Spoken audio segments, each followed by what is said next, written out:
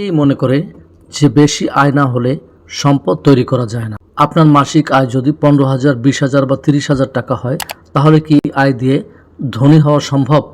আমরা অনেকেই মনে করি যে এই আয় দিয়ে ধনী হওয়া কোনো ক্রমেই সম্ভব নয়, কিন্তু বাস্তবতা হচ্ছে ধনী হওয়ার শুরু হয় আয়ের পরিমাণ দিয়ে নয়, বরং অর্থ ব্যবস্থাপনার অভ্যাস দিয়ে।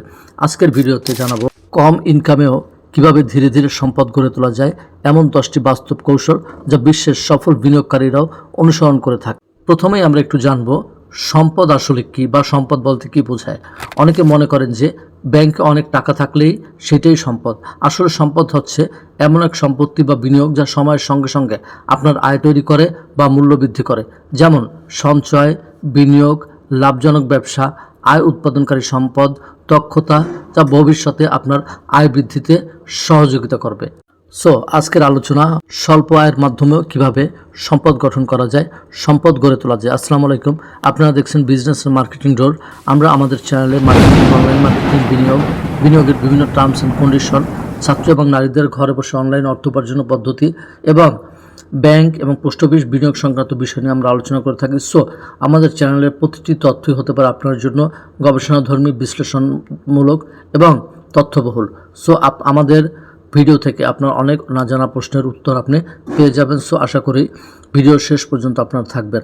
সম্পদ গঠন করার প্রথমেই যে কৌশলটি আপনাকে অবলম্বন করতে হবে সেটা হচ্ছে পে ইয়োরসেলফ ফার্স্ট, অর্থাৎ প্রথমে নিজেকে টাকা দিন।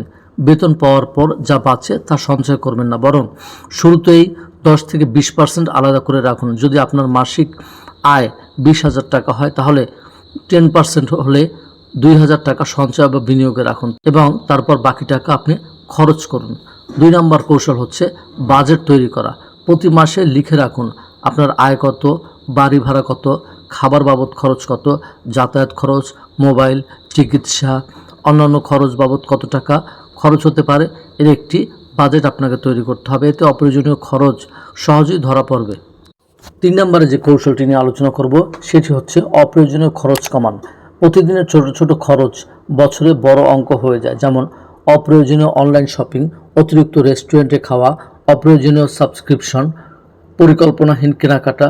বিভিন্ন ধরনের ছোট ছোট ব্যয় রয়েছে। এই ব্যয়গুলো থেকে আপনি যদি বিরত থাকতে পারেন, তাহলে ভবিষ্যতে বড় একটি অ্যামাউন্ট আপনার গঠন হয়ে যাবে। এরপরে হচ্ছে জরুরি তহবিল বা এমার্জেন্সি ফান্ড, অর্থাৎ অসুস্থতা, চাকরি হারানো বা অন্য জরুরি পরিস্থিতিতে অন্তত 3 থেকে 6 মাসের খরচের পরিমাণ একটি জরুরি তহবিল আপনি গঠন করুন, যাতে ইমার্জেন্সি কোনো পিরিয়ডে আপনার এই জমা টাকাটি আপনার বিনিয়োগ করতে পারেন বা ব্যয় করতে পারেন।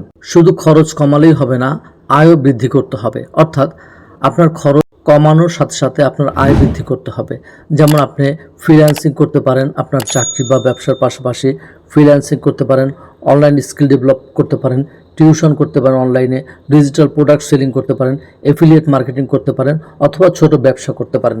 অর্থাৎ আপনার মূল যে চাকরি রয়েছে বা ব্যবসা রয়েছে, সে ব্যবসার পাশাপাশি আপনার সাইড বিজনেস হিসাবে আপনার এই দক্ষতাগুলো প্রয়োগ করে আপনি অনলাইন থেকে বা সরাসরি আপনি অর্থ উপার্জন করতে পারেন, যে অর্থটা আপনার মূল অর্থের সাথে যোগ হয়ে আপনার ভবিষ্যতে একটি বড় অ্যামাউন্টে রূপ নিতে পারে।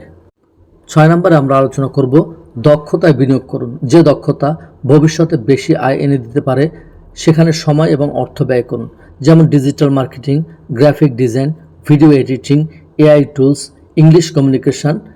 অর্থাৎ নিজের দক্ষতাই হচ্ছে সবচেয়ে লাভজনক বিনিয়োগ।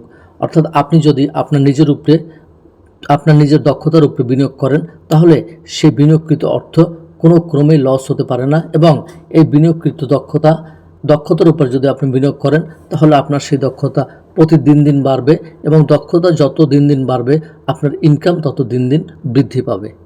এরপর যে কৌশলটি নিয়ে আলোচনা করব, একটি গুরুত্বপূর্ণ কৌশল, সেটা হচ্ছে ছোট অঙ্ক দিয়ে আপনি বিনিয়োগ শুরু করুন।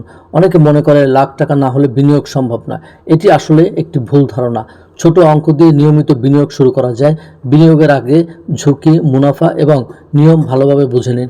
আপনার ছোট একটি বিনিয়োগ বছরের পর বছর যদি নিয়মতান্ত্রিকভাবে চলে, তাহলে সেই ছোট একটি বিনিয়োগ ভবিষ্যতে বড় একটি অ্যামাউন্টে রূপ নিতে পারে। 8 নম্বরে আমরা আলোচনা করব ঋণ নিয়ন্ত্রণ করুন।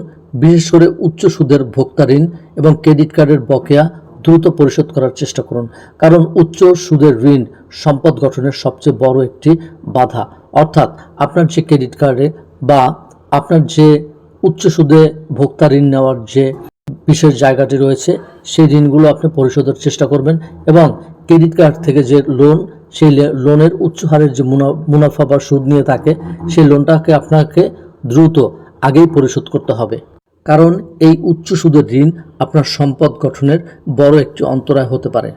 এরপর আপনাকে দীর্ঘমেয়াদী পরিকল্পনা করতে হবে সম্পদ গঠনে, কারণ সম্পদ কোনো মানুষের সম্পদ একদিনে বা এক বছরে তৈরি হয় না। সো ধৈর্য ধরে প্রতি মাসে ছোট ছোট পদক্ষেপ নিন। 10 থেকে 20 বছরের পর এর প্রভাব দেখা দেবে, যেটা আপনি স্বচক্ষে দেখতে পারবেন। অর্থাৎ নিয়মিত কন্টিনিউয়াসলি আপনি যদি ছোট ছোট অ্যামাউন্টে বিনিয়োগ করেন, সেক্ষেত্রে দীর্ঘমেয়াদে 10 থেকে 20 বছর পর এটা কম্পাউন্ড ইন্টারেস্ট রেট রূপ নিয়ে আপনার বড় একটি অ্যামাউন্টে রূপান্তর হবে। 10 নম্বরে যে বিষয়টি নিয়ে আলোচনা করব সেটি হচ্ছে জীবনযাত্রার ব্যয়। অর্থাৎ আপনাকে জীবনযাত্রার ব্যয় অযথা বাড়ানো যাবে না। বেতন বাড়লেই খরচ বাড়ানো অনেকের অভ্যাস, বরং আয় বাড়লে সঞ্চয় এবং বিনিয়োগের হার বাড়াতে হবে। এভাবে সম্পদ দ্রুত বৃদ্ধি পেতে পারে। আমরা সাধারণ মানুষ প্রায়শই কিছু কিছু ভুল করে থাকি। সেই ভুলগুলোর মধ্যে হচ্ছে আমাদের বেতনের পুরো অংশই আমরা খরচ করে ফেলি। অনেক সময় আমাদের কোনো খরচের কোনো বাজেট থাকে না, জরুরি তহবিল থাকে না। দক্ষতা উন্নয়নে আমরা নিজেদের উপর বা নিজের ব্যক্তি সত্তার উপর আমরা কোনো বিনিয়োগ করি না। অন্যকে দেখে অপ্রয়োজনীয় খরচ করা, এই ধরনের কিছু ভুল ত্রুটিগুলো আমাদের প্রত্যেকের জীবনে রয়েছে, যেগুলো আমাদের বড় সম্পদ অর্জনে বাধার সৃষ্টি করতে পারে। মনে রাখতে হবে যে কম আয় কখনো সমস্যা নয়, সমস্যা হচ্ছে পরিকল্পনাহীন অর্থ ব্যবস্থাপনা।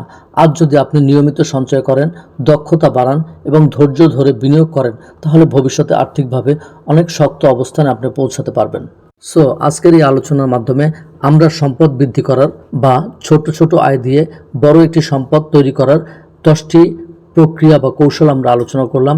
সো এই আলোচনার মাধ্যমে হয়তোবা আপনারা কিছুটা হলেও উপকৃত হয়েছেন এবং আপনাদের অনেক কনসেপ্ট, অনেক অপরিষ্কার ধারণা আপনাদের পরিষ্কার হয়ে গেছে। সো আশা করি এই ধরনের তথ্যবহুল এবং বিশ্লেষণধর্মী ভিডিও পেতে ডেফিনেটলি আমাদের চ্যানেলটি সাবস্ক্রাইব করতে পারেন। আপনার কোন কৌশলটি পছন্দ হয়েছে আমাদের কমেন্ট বক্সে জানাতে পারেন। এই ধরনের ভিডিও পেতে ডেফিনেটলি আমাদের চ্যানেলের পাশে থাকবেন, সাথে থাকবেন, বিজনেস অ্যান্ড মার্কেটিং ডোরের পাশে থাকবেন। চ্যানেলের প্রতিটি আপডেট পেতে চ্যানেলটি সাবস্ক্রাইব করতে পারেন এবং ভিডিওটি যদি ভালো লাগে আপনার কাছের পাশের প্রিয়জন মানুষের কাছে ভিডিওটি শেয়ার করতে পারেন। সো দেখা হচ্ছে পরবর্তী ভিডিওতে। সে পর্যন্ত সকলে ভালো থাকবেন, সুস্থ থাকবেন, সকলের মঙ্গল কামনায় আজকে এই পর্যন্ত। আসসালামু আলাইকুম।